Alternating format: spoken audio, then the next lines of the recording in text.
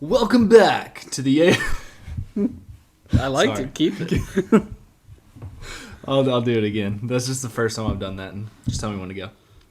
3, 2, 1, go. Welcome back! Was that too early? No, that was great. Damn it. That's all right. 3, 2, 1. Don't worry, I'm editing all this. 3, 2, 1.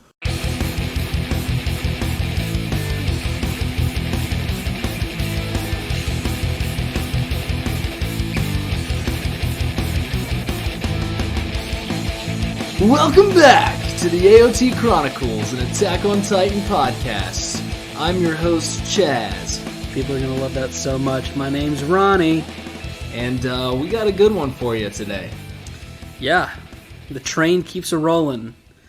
We got the GOAT featured in this episode. Who might the GOAT be? Well, it's episode 20, Erwin Smith, 57th Expedition, Beyond the Walls, Part 4. Let's get it. Hey, first of all, they're never going to tell us when this show's coming out, are they? No, I think they're just playing with us at this point. Do you feel like it's being pushed back? Is that what's going on? I feel like at this point, if it has to be, if they haven't said anything. Feels like 2 months out just feels weird. That unless they're just trying to shock us with a date 2 weeks before it happens. I don't know. Yeah, I don't know. I don't know. Paris, let us know if you hear anything. Paris is no longer listening. That's probably right. He probably heard the Keith debacle and he's done with us. But anyways, let's get to it. You asked him for money and he found the door on the way out. Well, I sent him my Venmo tag. I didn't ask him for money. Chad, just implied it. We're broke on this podcast, dude. We need some money. This $500 mic is just put a dent in my bank account. But anyways, we're going to get right to it. It's your $400 vape mod. Is the only thing. We're right where we left off with the female Titan being trapped in the grappling spikes is what I call them. She's just sitting there chilling, okay? But anyways, we go to Aaron and Levi's squad, except for Levi because he's with Erwin at this point. Right. Also, interesting word, chilling, for the female Titan. Well, doesn't look like a very chill situation, but about as chill as you can be in that situation. But we go over to Aaron and Levi's squad, and they're still riding off. And she's telling Aaron, she's like, just stop and think. We got to keep going further away. Just chill the fuck out, because Aaron's doing his whole thing. So right as that happens, we have Levi drawing his blade. He's near the female Titan with Erwin. And I'm not sure we've ever talked about this, and how we haven't, I don't understand. But Levi's dope, how basically he handles his swords different from everyone else. Oh, his reverse grip, however you want to call it. Like a backhand, whatever you want to say. I think they mentioned that kind of more in the OVAs. Right, and I know they kind of bring it up. Yeah, they've definitely referenced to it. But it's also just I just like how they throw that in there, and for people that pay attention, you notice it. But he's like, from what I know, the only person I've ever seen. Well, actually, spoilers, not really spoilers, but in the OVA, I do remember now, he started using that reverse grip, whatever you want to call it. And somebody was like, nah, why would you hold it like that? Right. And then he instantly just started shredding with it, and they were like, never mind. But so I guess he started from the beginning. He's been doing this way. But yeah, he draws his blade in his little reverse grip style, and he's getting ready to he says an eye for an eye, and then he's ready to shred this thing. But right when he does that, Erwin yells, "Muta!" which means fire in Japanese, if you didn't know. And more spikes start impaling the bitch. Right. So they just start, they're just shooting everything. Hey, they don't even care at this point. You just got to keep it down. I'm with it. Yeah. You can't be too careful. That's right. I mean, the budget's clearly not going towards the cannon, so let's spend all the budget on these grappling hook mabobbers. So as those things just start flailing away, we then leave that scene and we go to the soldiers that are on top of the trees. Who still have no fucking clue what's going on. Right. They're just chilling. They're watching the Titans. They're just holding them back. Listening to probably hundreds of grappling hooks going off. Right. They hear all these loud noises. They have no idea what's going on. Are we winning? And that's when like some of the Titans are like semi climbing up the trees. Oh yeah, early Titan of the week this week, Tarzan Titan. This guy's just making quick work of his tree.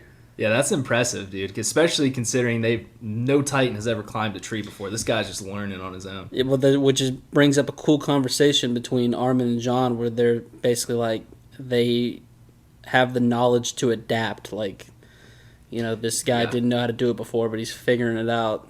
Yeah, that Armin's like gets horrifying. so nervous. Armin notices it right off. He's like, "Whoa, this means they can actually learn. We might be screwed." And that's when John's like, he tells Armin he believes the mission all along was to lure this Titan into capturing it. He thinks from the beginning this is what Erwin had in mind. His brain's kind of churning. I'm sure Armin's figured this out the second they left because he's a genius. But yeah. Big brain John, okay? Development, he's getting the brains now. This guy is really coming along. He was, he seemed a little stressed out a couple episodes ago, but he's maybe calming back down, using the noggin a little bit. He's not trying to kill one of the veterans from behind anymore. Just calm down, John. We then go to Aaron and Oreo over on the other side, or in the forest, I guess. And Petra's saying the same thing about Erwin, literally what Armin and John were pretty much saying. She's like, I'm sure Erwin had this from the start. Then Aaron's like, well, why didn't he tell any of y'all? Y'all are like the most trusted squad. Y'all are the veterans here.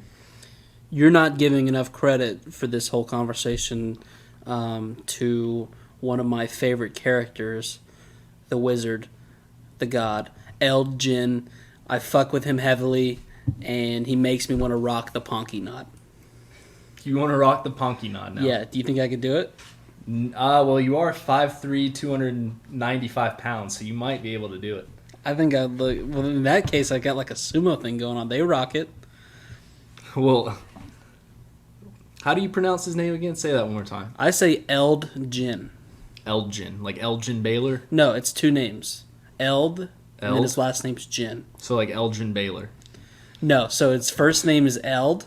Okay, E-L-D, Eld. And then the last name is like the liquor product Gin. Gin, okay. So it's just like Elgin Baylor. Or slap me across my face and it's Eld Gin. Nah, that doesn't sound right. Hey. I think it's Elgin. Eld Gin. He's just one of those guys I feel like you say the first name, the second name's so short, you got to throw it in there.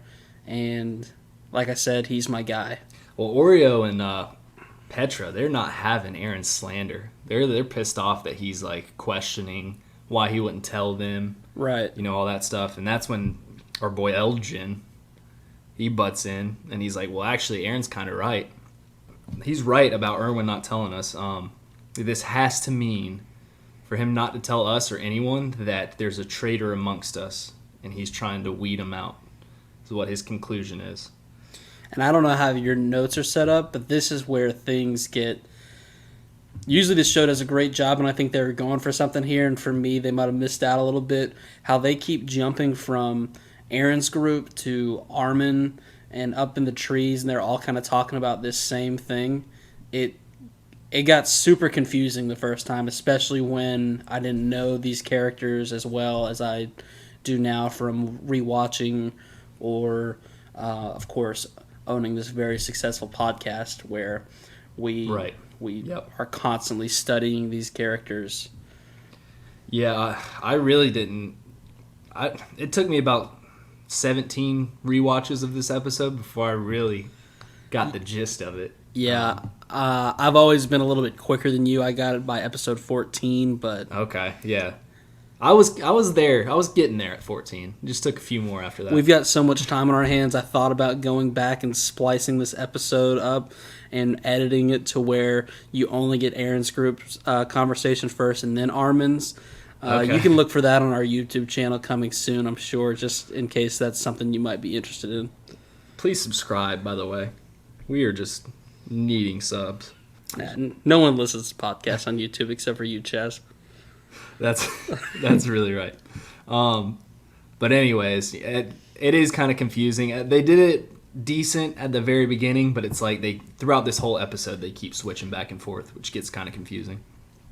But anyways, they're just talking about how genius Erwin is, or at least that's what I'm thinking. This man is just the best. I love Erwin. He's the GOAT. We all know he's the GOAT. And if you don't think he's the GOAT, please send us some feedback because we want to hear how wrong you are. But anyways, Eld alludes that the spy must have killed S1E and Bean. We all know who S1E and Bean is. Very important Titans. And Aaron then remembers that Erwin's question to him from back in the day and how creepy it was. What? You talking about when he came up on his shoulders? What do you see? Hey, who is the real enemy? What do you think's going on here? And Aaron said, I don't know. And then he went, all right, my bad. That was a little weird. I'll see you later. Petra, even then, she kind of remembers him asking something similar to her as well. And they were all kind of like, well, maybe if we actually answered that properly, we could have been in on this situation. I still don't think so. I mean, I think Erwin, from the beginning, knew who he was going to let know. Yeah, I don't want to get ahead of you, especially because, I mean, Eld pretty much says it here in a second about pretty much who knows about this plan. Okay, so do you want to get to it? Yeah. You can go for it. So basically, Eld deduces that pretty much it's only going to be the people who have been part of the scout regiment for 5+ years. And then they do a little flash up on the screen about who those characters are. And there's actually more than I would have guessed, but basically the only ones that I know the names of. I know you're a bit more of a veteran show watcher, Chaz, so if you know the names, please speak out. But yeah, the ones that we see that I know were Erwin, Levi, Hanj, and Mike. But it also shows at least 6 more people, I think. Yeah, which really the main ones you need to know are the 4 that you just mentioned. There was one woman who I believe she was trying to talk to my girl Krista earlier, which I'm not okay with. Krista needs to be in a bubble, so only I can look at her and talk to her. Okay, well, how old are you again? 17. Okay, never mind. You're fine then. I thought you were a little bit older. That's weird. But anyways, Oreo. Well, actually, before I get to that, the reason Eld deduces that is because deduces is such a great word. It's an awesome word. But he deduces that because 5 years ago is when the attack first happened. He kind of mentions maybe they know that someone infiltrated then, so anybody that was there before 5 years shouldn't be a part of that. Right. But Oreo then tries to act hard, of course. Yeah, that's his move. I mean, and Petra, I just love how she calls him basically a fake Levi. She's like, oh, you're pulling that act again, trying to act like Levi. You're nowhere near him. And that just pisses him off, which Oreo, I mean, I like him, but dude, he's just a little too cocky. Yeah, how is his tongue not just shredded at this point? As many times as he's bit that thing. But then they all contemplate if it was wrong because of all the people that died, if Erwin really made the wrong decision. And this is actually going back to the soldiers on the trees that are contemplating this. Right, this. This is where it gets confusing. It gets confusing. It's back and forth. So we're back to the soldiers on the tree.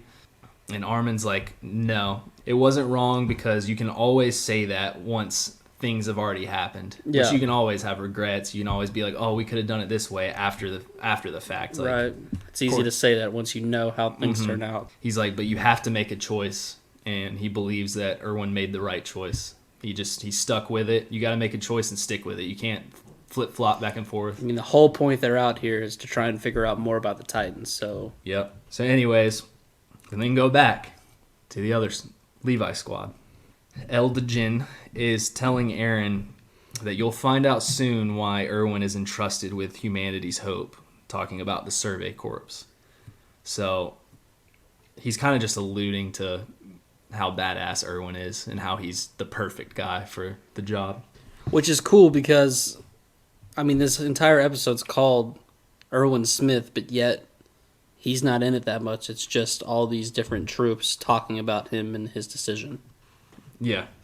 Pretty much. He's only said Muta. like spoiler alert, there's a whole lot of other episodes that could have been called Erwin Smith other than this one. Yeah, for sure. So then we go back. We're going back and forth here. We go back to Armin. And he says that if there is someone going to bring change, it's got to be somebody willing to sacrifice what they care for. Someone who can throw aside their humanity. Pixis flashes up on the screen. Mm-hmm. How much do you miss him? Oh, I miss that guy. It makes me really think of how, like, Pixis, all the commanders are just badass, pretty much. Right. Besides, well, never mind. Worryman's he's a captain. He's not a commander. Fuck that guy. But God, Keith Worryman. Jr. But yeah, it just really makes me think back to how badass Pixis and Erwin are together. I kind of wish that they had more scenes together, but Armin then says, sorry, wrong thing. We're at the calling card now.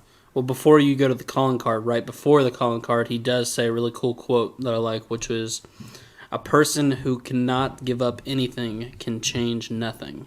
I love that. Armin's already, to me, he's already got the mindset of a leader. He might be kind of a scared coward and stuff, but the stuff he says, he is just such a smart guy. Yeah. And that's kind of foreshadowing too. Yeah, well, if you'd asked me in the beginning who had the quicker turnaround of, Armin was kind of just a wimp, Aaron was kind of just a loose cannon, I would have thought, Aaron will get put in his place quicker than Armin stops being a wimp. And Armin's still a wimp, but he's just so much more than that, too, because, he saves a lot of people in his own way that goes unnoticed a lot of the time. Yeah, like just his, going back a couple episodes, when they were fighting the female Titan, him, Jean, and Reiner, just his quick thinking, when he got hit in the head and he started yelling about his best friend getting killed and stopping the female Titan. Right. Just that alone was just so genius. And tell him to put the hood up. Yeah, just very smart guy. But then we go to the calling cards. Page turn. So the calling cards talk about the grappling things, okay? We're going to get a little info on that. Special target capture weapon, a newly developed weapon Survey Corps created to capture a specific Titan. The barrels are loaded with 7 steel tubes, very specific, each of which has coiled wires with arrowheads at both ends. So that's a little cool info because I had no idea what these things were at the beginning. I just thought they were like grapples. But that gives us a little insight on how they're capturing this son of a bitch. Hanji even mentions it in even a little bit more further detail about, it's the way it's designed. The more you move, the tighter they get. I thought that was, first of all, way more thought and modern technology for this time being put into those things than the cannons. Well, the cannons are fixed now, but I see what you're going for there. We then go to Levi and Mike, and they're about to go for a slice of the female Titan. They're like, you know what? Let's go slice the nape. Let's get this bitch out of here. And right when they do that, she hardens her skin. Their blades just break right off. Erwin sees this, and he's like, whoa. All right, change of plan. Prepare the explosives. Let's blow this shitbag's hands off. Let's blow it up. He's like, we'll do it all at my signal, of course, because we're doing everything on Erwin's signal. So then Levi gets on top of her head. Oh, this is such a bummer. What's such a bummer? Just Levi, he's talking this much smack, and the female Titan still ends up getting away. He's having a friendly conversation with her. He tells her, he's like, just come out of here. Everything's fine. We're not trying to hurt you. That's not what he says. He's like, you killed my troops. Was it fun for you? I'm having fun right now. He then asks if he's like, is it okay if I cut off your hands and legs? It's just fun. He's like, they'll grow back. And he's like, by the way, I'm not talking about your Titan hands and legs. I'm talking about your human body hands and legs, which was awesome. I love that line. Well, he's already threatened Aaron with that. Not even threatened it. He said, don't worry, this is a good thing. They're like lizards. They grow right back. We figured out how to get you out of there. We just cut your arms and legs off. Well, right when he does that, she obviously hears it because she lets out a terrifying scream, probably the scariest scream we've heard yet. And Mike, our guy with a nose, starts sniffing around. He's like, that scream doesn't sound good to me. I need to sniff what's in this forest. And he's like, Erwin, they're coming, all of them, pretty much. And Erwin's like, oh, shit. There's that one spike in her eye. How is she leaving that eye open? No tears coming out. Do Titans have tears? That's a good question. I've never seen one. I don't like things around my eye, so I was very transfixed on that one when Levi's talking to her. It's just right through it. And you don't like stuff in your eye? No. Like... Oh, yeah, you have allergies. Thank God I don't have to do contacts or anything like that. I just wouldn't be able to do it. I can't put eye drops in no matter how hard I try. I've touched my eyeball once with my finger just to see what it feels like. How was it? It's like all slimy and weird. It's not that great. Okay. So then anyways, all the Titans start coming. Yeah, but this sound, like you said, it was one of the more horrifying sounds. The only other place I've ever heard a scream or as bad as this was just every now and then I hear it coming from your bedroom some nights. That's And then there's always some handsome woman eating my cereal and wearing your robe when I get up the next morning. I don't know if the two are connected, but it's just weird. It's happened 3 or 4 times, and all the times that seems to be what follows. And I'm usually the one screaming. But so we go to That's you? We go to Sasha. We're flip flopping back and forth again, and Sasha's telling Mikasa, she's like, I'm from the forest, and I know what that scream is. Okay, That's a great Sasha. that is a cornered animal that has nothing to lose. Hey, shout out to Sasha for having a conversation that didn't involve food until right there at the very end when she roasted people who grow vegetables. Did you catch that? I did catch that. She roasted Mikasa. What a saying, jerk. You're just a crop grower. Just You're nothing grow special. vegetables. I did like that. She was potato girl. But I know. I did like, though, that she finally had some page turn. I did like, though, how she finally had some good info besides food. Yeah, Gives her get a little bit of her background of Yeah. where she came from. And she is right, though. That is the sound of a cornered animal that has nothing to lose and will do anything. And Mikasa, she went along with it because she said Sasha kind of had a sixth sense about bad things, which she should have added, and food. And food, yeah. But, A 6.5 cents. yeah. So then Erwin, he starts commanding the troops to stop the incoming Titans. Not just troops. I know it's probably an important job, but I would not want to be known as a wagon guard. That's who he tells to go intercept some Titans. You Yeah, putting your faith in the wagon guards? you might as well call them the suicide guards or whatever, because And for all I know, they're very impressive soldiers because the wagons are very important. But I don't want to be a wagon guard. that's so true. It's a terrible title. You know you're going to die if you're a wagon guard. Right, like Levi gets to be like, "Oh, I'm a captain and Deploy the wagon or a guards. squad leader," and then you go, "Oh, well, you're with the scout regiment. What do you do?" "Well, I'm a wagon guard." Like, "Oh, what wagon?" "Toilet paper mostly. I just guard the toilet paper. It's on the wagon, and I guard it." Well, that's when we go to Levi too, though. He's still on top of her head. He's kicking her head, and he's like, I love when he calls her a bitch. That's just ultimate Levi right there. And then Levi calls her a bitch. He finally goes away, and the Titans just start. They try to stop the onslaught of the Titans, but we think, the Titans are going to save her.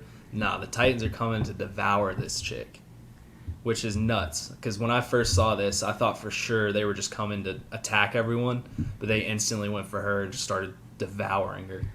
And Erwin's finally like, okay, this is too overwhelming. We got to just fall back for a second. Dude, how bad would this would suck so bad. They were on the right track for coming back with the most impressive thing I imagine they've ever come back with. I mean, what do you think when they've gone on these, it's like 50-something missions? I guess we haven't really heard. I mean, I know they've found out some information, and that's like when they were initially doing the cadet training. They said everything we know is based off what the scouts have come up with, but they're getting ready to bring back this female Titan and really crack open the case, but instead they're going to have to go back, and it's going to be just like that first episode where all they have to show for it is just dead people. Yeah. I mean, it's such a depressing job. They got nothing. Absolutely nothing. Absolutely nothing. Imagine how excited you have to be, too, to be like, oh, we're about to bring this back? What? Mission successful? How do we do this? And nothing. None of us knew what we were doing, and we're about to bring this bitch back. But yeah, Erwin pretty much just admits defeat. When he admits defeat, that kind of just tears my heart, because I feel like Erwin should never admit defeat, even if he's dead. Never admit defeat, Erwin. You're the best. But he even says too, he's like, I can't believe that this bitch would go to the lengths that she did. Well, we're assuming she's got boobs and an ass, but go to the lengths that she did to hide the evidence. Well, I have an ass, but I'm not. Well, I mean, not a round one like that one. Well. Not that I would look or anything, but. Well, I mean, I've been doing glute exercises. You don't. Well, just take a look. Just take a look later. Doing better. But Levi then says they're screwed if they return empty-handed. He's like, well, I mean, what are we going to... We're all going to die, pretty much, if we return empty-handed. We're going to go to jail. What's going to happen here? And everyone's like, well, now all that's left to do is just to get back without more casualties. It's kind of depressing. So, like, what did you do? Or, like, what did you come back with? And, well, more people could have died, but we put a kibosh to that, and so we're back now. We're back. You got any good news? More people could have died. That's my good news. Erwin then he looks at Levi right when they're retreating or whatever, and he tells him to refill his gas and blades. And Levi's like, I have plenty. What are you talking about? And he's like, no, that's an order. Follow it. Nothing I like more than seeing hard-ass Levi just be like, you got it, boss. Just shows how much trust he has in Erwin, man. They're just... I ship them. You know what? I'm shipping them. As best buddies, or? Well, as best buddies, and maybe even more than that. That's how much I like them together. Best buddies. Best buddies, yeah. We'll go best buddies. So the smoke signals go off for retreat, and everyone in the trees still have no idea what's going on. They're just guessing. They're still there. And at this point, can we just say I cannot believe that Mikasa has stayed with her group this entire time? Pretty badass to hold her back like that. Well, I guess she's really holding herself back, but... I mean, what's going on? This feels out of character. Once she started hearing screams and stuff, I don't know how she stayed. Maybe this is a little character development. Maybe she'll never want to save Eren again. You want to bet on it? But then we go to Petra, and Petra's thanking Eren. She's like, thank you so much for trusting us. We pulled this off. Like, oh, we're retreating now? Oh, we pulled it off. You're the best, Eren. I told you to trust us. Nothing bad will ever happen to us. Pretty much is what she says. So no foreshadowing at all right here. Then, what's this? Is it Eld Gin that says this? I kind of messed this up in my notes when he says, wow, he's like, Eren, you did good for your first mission. He's like, Petra and Oreo, they both pissed themselves first mission. Oh, yeah, Eld Gin is the best, man. He totally outed Petra and Double Stuffed Oreo for pissing in their pants. And then he also followed it up with a, hey, just so you know, man, I did not piss my pants the first time. Totally sounds like something you would say, Ronnie. Always trying to make yourself look better, even though we all know you would have pissed yourself if you went on this mission.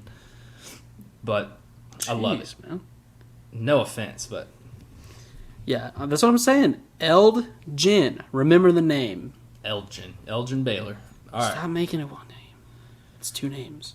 And we go over to a mysterious hooded scout just a lone soldier. It's just sitting. It just kind of pans over, just staring off into the trees. Erwin then says to Hanji, he's like, I mean, at this point, we're thinking, could be Levi. It's just could be anyone. All it is just a solo. Could be anyone at this point. I think the first time I was probably thinking it was Levi. As soon as I saw it. Was short, pretty short, so it was like, oh, short, that's Levi. shooting flares up.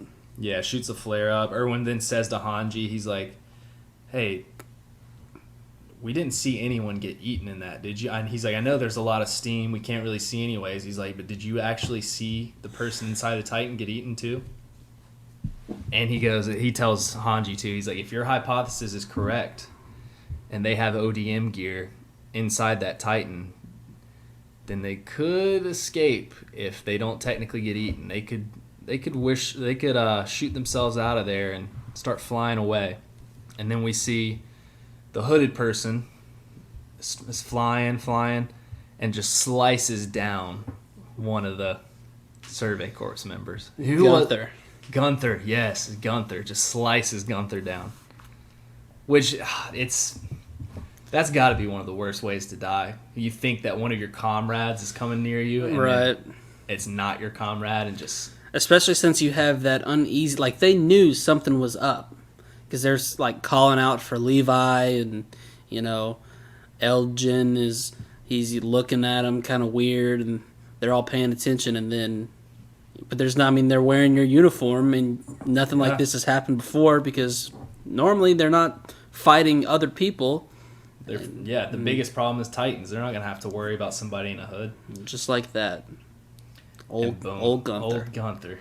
So upsetting, dude. And then that's when Erwin's final words are, the female Titan could now be disguised as one of our men. And then that's where the episode ends. And then to backtrack a little bit, it might have been when they were having the literal pissing contest, talking about who was peeing in their pants. I think it's Eld says, because Double Stuffed Oreo, of course, he's been a little bit of a prick the whole time, but he's on a whole other level this episode. He just won't shut up. And he talks about how he's got the most kills. And, any smart person could figure this out on their own, but I just like that they said it out loud, which is, you can't judge who is the better soldier based only off kills. Yeah. Is he the... I can't remember. Is he the one that has a shit ton of assists? Yeah. No. Or who? Which one has Oreo has the most kills. Oreo has the most... Okay, yeah. Yeah. And so that's why... It's because he's stealing them. Everyone else is setting them up, and he's stealing them.